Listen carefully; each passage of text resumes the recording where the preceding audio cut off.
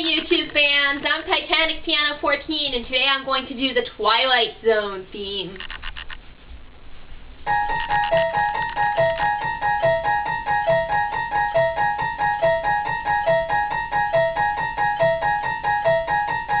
You unlock this door with the key of imagination. Beyond it is another dimension. A dimension of sound. A dimension of sight. A dimension of mind. You're moving into a land of both shadow and substance, of things and ideas. You've just crossed over into the Twilight Zone.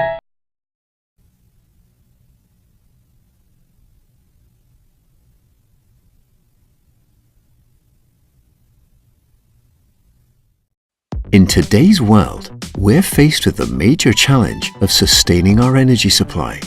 The future of our children, our air, our economy, and our planet is at stake. Our industries have a major role to play in advancing a clean energy future, and many are looking to hydrogen. They believe it's the Swiss Army knife of energy solutions, capable of storing, transforming, and transporting all kinds of energy. And they're right. But what is it about hydrogen that has everyone's attention? It's simple. Hydrogen has zero CO2 emissions at the point of use and can be produced from renewable sources like wind and solar energy. To achieve the Paris Agreement goals, massive changes are needed. By 2050, we need to reduce worldwide CO2 emissions by 60%. Scaling up hydrogen use could help slow down emissions and supply 18% of the overall energy demand. In addition, hydrogen could generate $2,500 billion in sales each year, providing more than 30 million jobs all over the world. But what actions should we take to get there? This scenario is possible, and we have a detailed roadmap that shows how to get there. It explains the milestones we need to reach by 2030 in order to meet our big 2050 goals.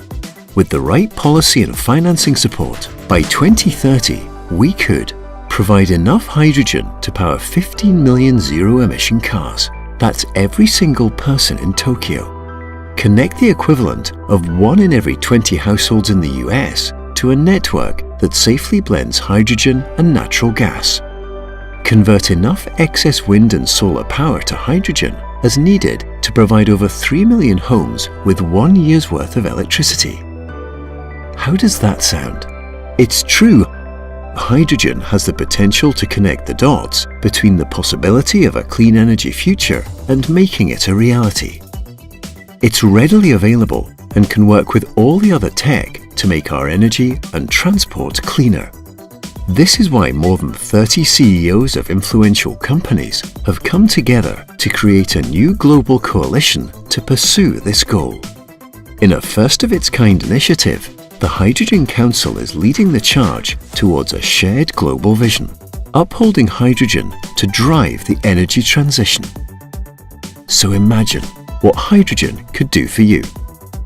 Aim high, because the hydrogen future is here, and it's ready to scale up.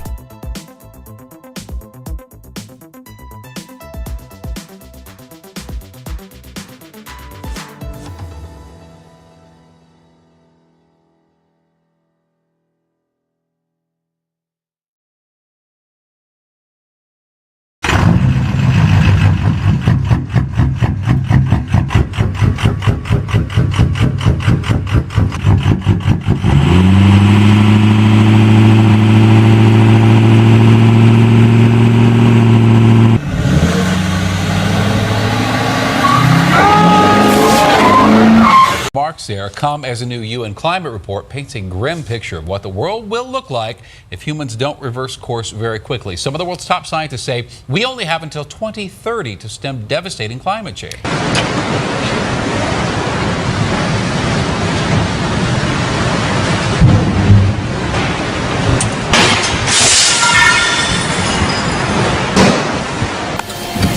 You see? Check that car. The left. Oh my God.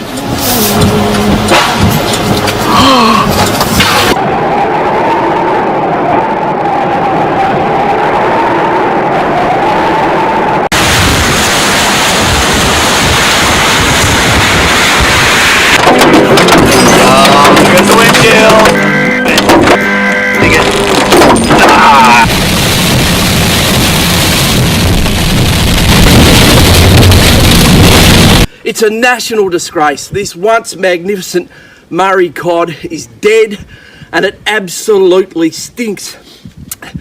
The fish kill in the Darling River that we've witnessed and that Dick and Rob have put on social media is going viral is an absolute catastrophe. This magnificent animal must be generations old and now is dead and rotting here.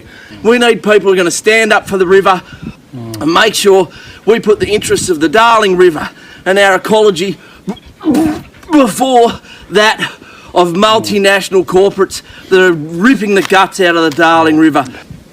Oh, sorry, I've got to stop. And effectively it runs into the billions of fish.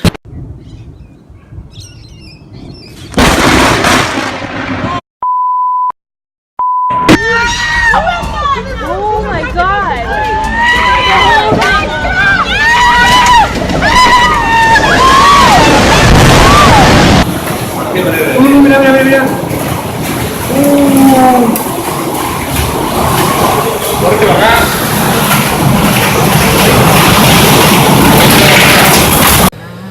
In New South Wales, once fertile swathes of farmland are now barren. I've been here all my life and it's the worst I've ever seen in 58 years. Ashley Whitney has turned to cutting the branches of kurrajong trees to feed his cattle. It's a last resort, but farmers across the region are spending tens of thousands of dollars a week on animals who'd normally be able to graze for free. The